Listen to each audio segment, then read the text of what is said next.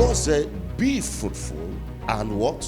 Multiply. Last week we took a journey and we understood what it means to be fruitful. Today we are going to look at the second part of that mandate. I want you to understand that God has increase on his mind. When God is talking about increase, he's talking about increase as it relates to you. So these scriptures confirms that without doubt, God has increase on his mind, and he wants you to increase. Of course, there are essentially two ways by which increase comes. Number one is addition. Addition is an increase that comes by putting an extra quantity to something that already exists. The second one is multiplication. And multiplication is an increase that comes by reproducing something many times its original quantity. And this is God's preferred method of bringing increase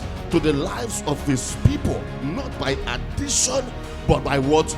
Multiplication. If you look at the entire Bible, the word add or its derivative, and when used in relation to God, is less than 10 times in the scripture. Why the word to multiply or its derivative occurs almost 100 times in the scripture. So when God gave us the dominion mandate, he first said, be fruitful. But he didn't stop there. He followed by another instruction. He says, multiply. To multiply means to increase. To multiply means to expand. To multiply means to enlarge. It means to become great. So we see that fruitfulness and multiplication go hand in hand. God will not command anything to multiply unless he has empowered it to be fruitful. And you cannot multiply unless you have the capacity to be fruitful. When God created Mount Everest, he never intended for there to be more than one Mount Everest. He never intended it to multiply. And therefore, he did not make it fruitful. But it is different with you. He made you fruitful, so he has the right to command you to multiply.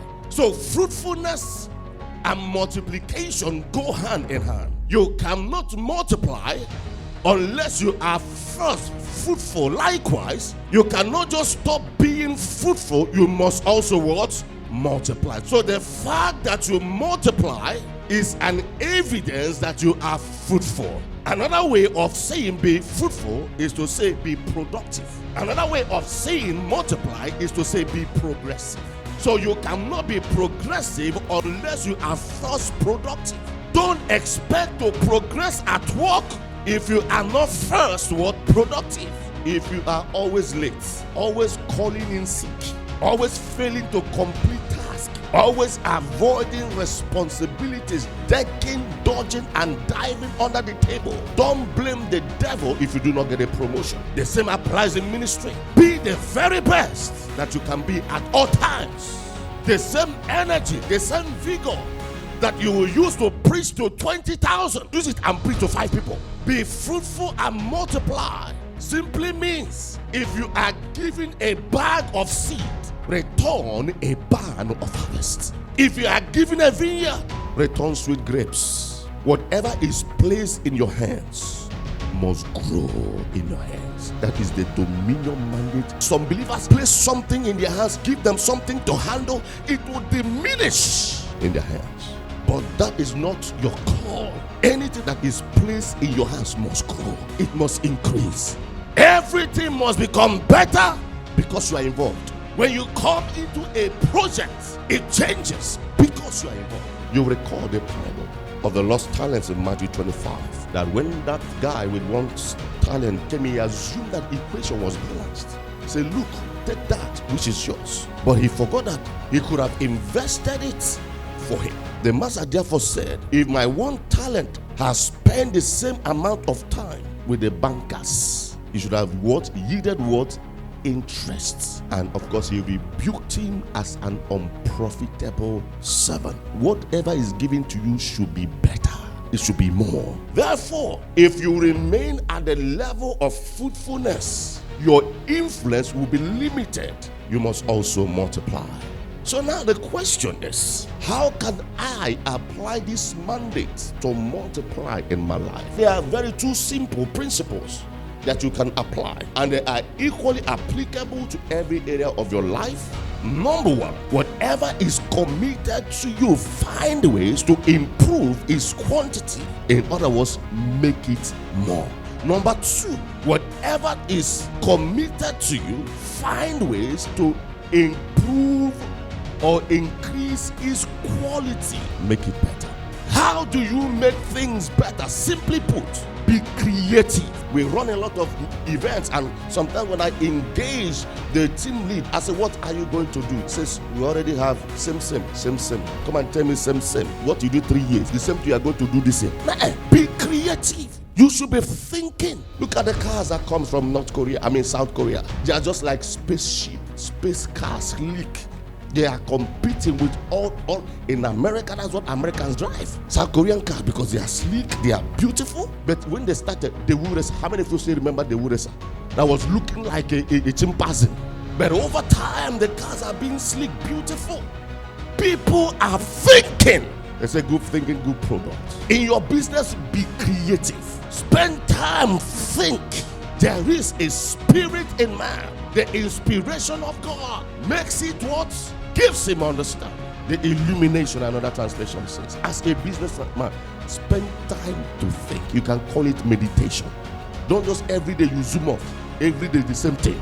Before you know, you get tired of routine, because there's no creativity coming into what you're doing. The second one is that apart from being creative, making it better, you have to make it more by duplication. And of course, this is the most basic level of multiplication. The starting point of multiplication is just learning how to turn one thing into two.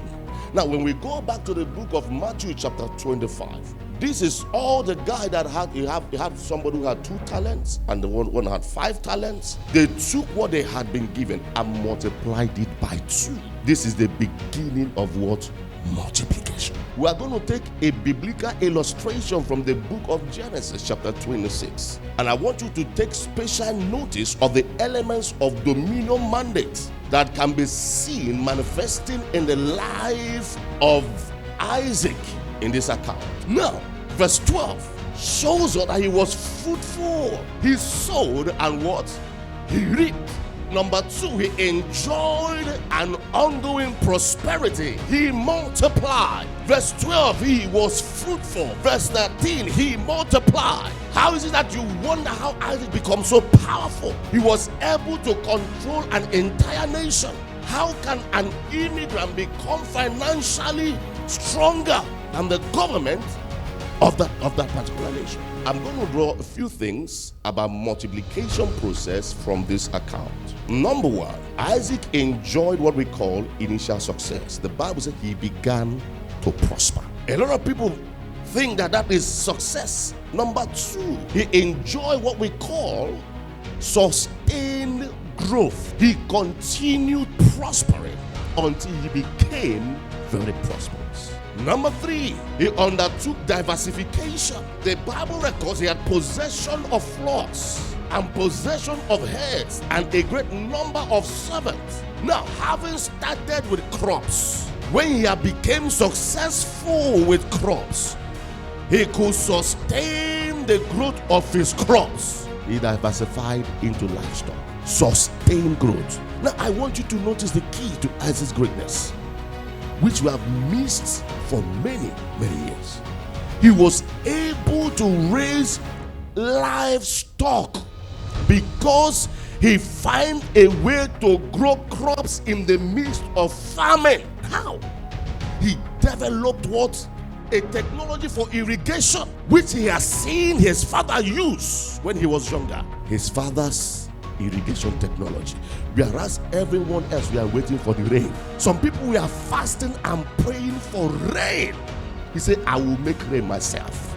The Bible says, know ye not that you are gods? This last quarter, I want to challenge everybody under the sound of my voice to do likewise. Believe God to give you just one creative idea. An idea that will help you make it better. An idea that will help you make it more. Why? Because multiplication is a covenant right, which means it is valid whether or not the economic climate is conducive.